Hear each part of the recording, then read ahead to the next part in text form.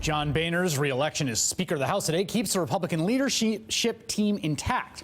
That means Steve Scalise, the number 3 Republican in the House, appears poised to survive his brush with political death following the revelation he had spoken to a white nationalist group in 2002, founded by former Ku Klux Klan leader David Duke. That's a great file photo.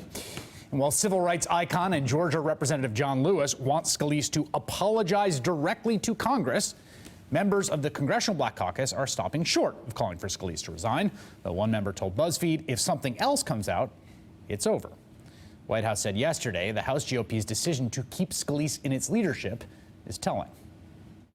Who they choose to serve in their leadership says a lot about who they are, what their values are, and what the priorities of the conference should be. Mr. Scalise reportedly described himself as David Duke without the baggage, so it'll be up to Republicans to decide what that says about their conference. It's easy to forget in 2015 what a prominent political figure David Duke used to be. A one-time Democrat who switched to the Republican Party in 1988 and subsequently won one term as Louisiana State Representative. Duke did remarkably well in runs for Louisiana Senator and Governor in the early 1990s, forcing a runoff in the 1991 gubernatorial election and winning more than 60% of the white vote. He spent the last couple of decades running for office, hawking books, serving prison time for tax and mail fraud, and spouting racist and anti-Semitic theories. Though, I should note, like everyone else in America, David Duke insists he's not a racist. Don't sit here and tell me that you're not trying to promote the cause of white people, because you are. Look, I am absolutely...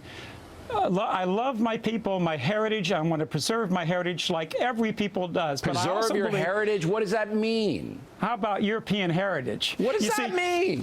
Look, I'll tell you what. You don't know what European heritage is? You don't know what Mozart is and Bach and Beethoven? You don't know? They're people. They come from different countries. That's a great clip.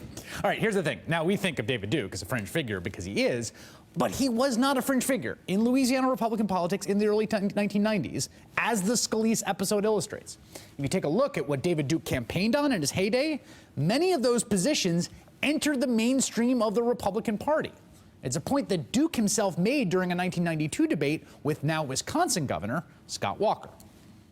My past has caused, for the first time in America, a real debate on the affirmative action issue, on forced busing, what it's done to public education, on what's happening in terms of the welfare system, the illegitimacy, the problems that are going on in our society. And Scott, you would admit that these are issues that Republicans are talking about all the time. We've certainly mentioned that Republicans are talking about it more now that I was successful in using them politically, and everybody has got to acknowledge that fact.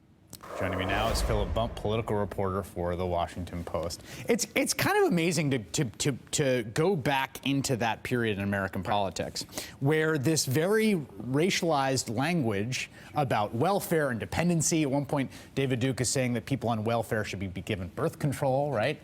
That, through a sort of different rhetorical approach, it funnels pretty squarely into a lot of Republican Party politics, particularly in that period of time. No, it's absolutely true. I mean, I think that it's important to remember what was happening in Louisiana at that moment. It was just starting to transition from a heavily Democratic to a heavily Republican state. It was in this moment of trying to figure out what its political identity was, which, like much of the Deep South, was a reaction to the changing nature of race in the United States.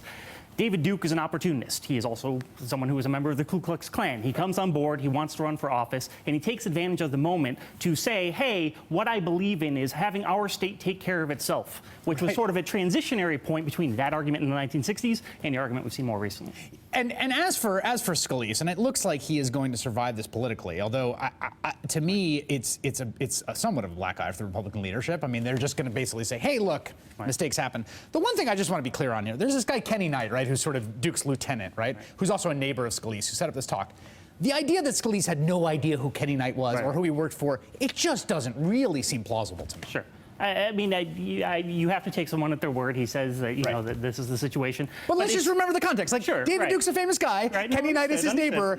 Steve Scalise is not an idiot. Sure. I'm just putting all three of those things out there. I mean, it's clear. No one was under any misapprehension of what David Duke was at that point in time. It's clear that Steve Scalise himself was under no misapprehension of what that was. It was, by all accounts, from the standard of 2015 national politics, it was a bad decision to go to that conference. By the standard of what he was trying to do and raise his profile within the state at that point in time, perhaps he saw it was a risk worth taking.